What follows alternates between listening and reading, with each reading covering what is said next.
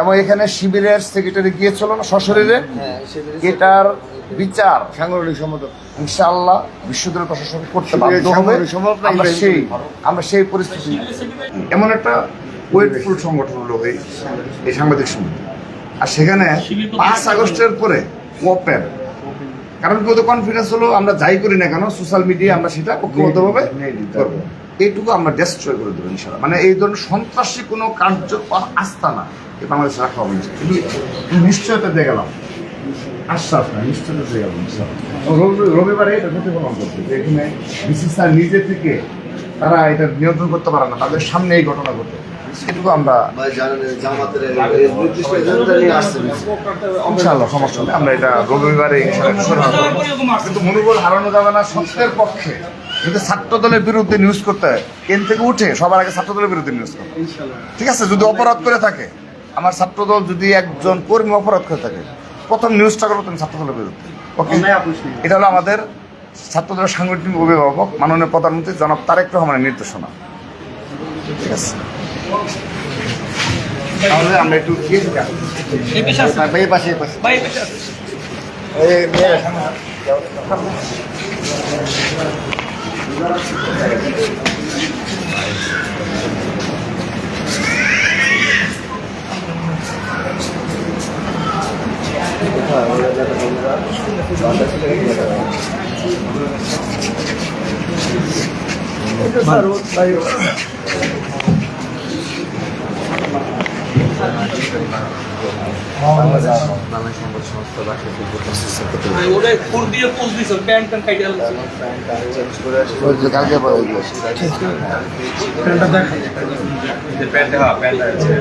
মানে সরাসরি ইয়ে হচ্ছিল, মানে না এটা তো তখন ইয়ে পুরোপুরি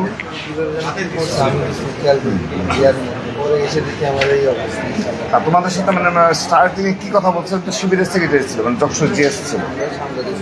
যাওয়ার পরে আমরা বলছি আপনারা কি করতেছেন, তো বলতেছে তোমরা এখানে কেন, এটা বলে যুগান্তরের প্রতিনিধি শাকিরুল এবং কালেরকণ্ঠ প্রতিনিধি জুনায়েদ আমাদের উপর স্ট্যাম্পনির কোনো কথা ছাড়া হামলা করে। হ্যাঁ, দুজনে পুরোপুরি স্ট্যাম্প নিয়ে আমাদের উপর হামলা করে। পরবর্তীতে আমরা এটা প্রতিরোধ করতে গেলে তখন জিএস এবং শিক্ষা সম্পাদক ইব্রাহিম খলিল, যশোর নির্বাচিত জিএস এবং শিক্ষা সম্পাদক ইব্রাহিম খলিল মানে আমাদেরকে বাধা প্রদান করে। এবং হ্যাঁ, জিএস সেক্রেটারি এবং যশোর জিএস আলিম এবং ইব্রাহিম শিক্ষা ও গবেষণা সম্পাদক ইব্রাহিম দুইজনে ওদের পক্ষ নিয়ে কথা বলে এবং শুধু ওদের পাশে ওদের পক্ষপাতিত্ব, ওদের মানে পক্ষ নিয়ে ওইখানে ওদের কোনো কাজে ছিল না, ওরা মানে ওদেরকে প্রোটেক্ট করার জন্য গেছিল। এছাড়া আর কোনো ক্রিয়াশীল কোনো ছাত্র সংগঠনের নেতৃবৃন্দ এখানে ছিল না। আমাদের যখন সাংবাদিকরা জানিয়েছে আমাদের ছাত্র দলের নেতৃবৃন্দকে যে আমাদের উপর হামলা হচ্ছে কিংবা তারপরেও কিন্তু আমরা নির্দেশনা দিয়েছি না ভিতরে যাওয়া যাবে না, তারপরে আমরা দেখব। কিন্তু কারণ কি এটা গেলে ওই তো কিছু থাকে, একটু অ্যাঙ্গেলে যে একটা ছবি তুলে এই ছবি ছেড়ে দেবে, এই যে দেখেন এইখানে ছাত্র দলের জগন্নাথ বিশ্ববিদ্যালয়ের এই যুগ্ম আহ্বায়ক ছিল, এই যে রুমি ছিল, দিয়ে এটা দিয়েই বলে দেবে। আমাদের তো কোনো ছবি আল্লাহর রহমতে পাইনি, অর্থাৎ যেতে আমরা পালন করেছি, কারণ ওখানে শিবিরের সেক্রেটারি আছে প্লাস শিবিরের নেতৃবৃন্দ আছে, তারা এখানে একটা পক্ষপাতমূলক আচরণ করছে, তো সন্ত্রাসী কার্যকলাপ করছে। সেখানে যদি আমাদের কেউ যায় মানে করার জন্য, প্রটেক্ট করার জন্য, সেটাকে বলবে যে না ছাত্রদল ভাইরা সর্বোচ্চ ধৈর্যশীলতার পরিচয় দিয়েছে, ওই জিনিসটার জন্য ভাইদেরকে ধন্যবাদ এটার জন্য। আর ভাই ওরা আমাদের উপর যেভাবে হামলা করছে এটা আমরা ভাই বিচার চাই।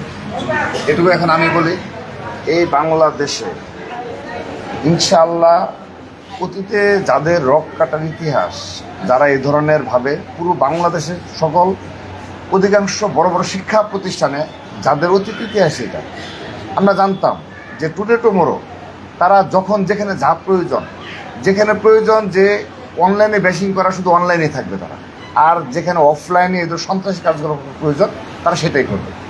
তো অন্যান্য বিশ্ববিদ্যালয়ে মানে আমি অবাক হয়ে গেছি যে এই 5 আগস্ট পরবর্তী বাস্তবতায় তারা সরাসরি সাংবাদিক সমিতিতে গিয়ে হামলার সাথে জড়িত হয়, মানে কত বড় দুঃসাহস। তো এইটুকু শুধু আশ্বাস দিলাম, এটার পুঙ্খানুপুঙ্খ তদন্তের মাধ্যমে যারা এটা অপরাধী, এবং এখানে শিবিরের সেক্রেটারি গিয়েছিল না সশরীরে, হ্যাঁ সেগুলি এটার বিচার সাংগঠনিক সম্মত ইনশাআল্লাহ বিশ্ববিদ্যালয় প্রশাসন করতে শিবিরের বাধ্য হবে। সাংগঠনিক সম্মত না, আমরা সেই পরিস্থিতি